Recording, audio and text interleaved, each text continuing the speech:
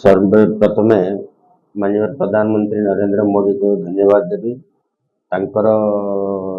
जो वार्ड रे ओडिशा रे गवर्नमेंट फॉर्म हेबाक जाउची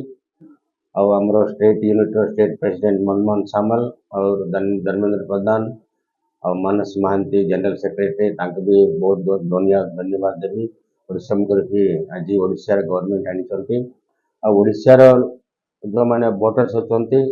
समस्त को धन्यवाद तांके 25 वर्ष कालर जो नवीन पट्टनायक शासन कुशासन को माने बदलई की बीजेपी सरकार आनी तेणु ओडिशावासी को समस्त को मोर धन्यवाद गजपत रे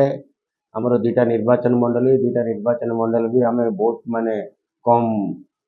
मार्जिन रे आम हारी जाइछु हारिले भी आमे जेतले माने 2014 भी हारिलु किंतु लोक संगे रहिलु एबे भी हारिलु हारिबा जितवा एटा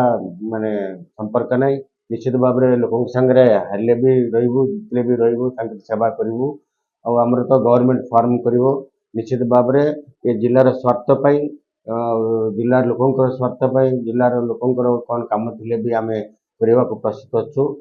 तांके सेवा करबा पाई आमे स्टेट गवर्नमेंट रे दाबी करके जिमिति जिलार उन्नति हेबो से दिगरे आमे काम करियो बोल के अपन माने समस्त प्रतिश्रुति दउ माने कैडर आम संगे एबे जो इलेक्शन रे पार्टिसिपेट करके बहुत परिश्रम करिसंती माने बहुत माने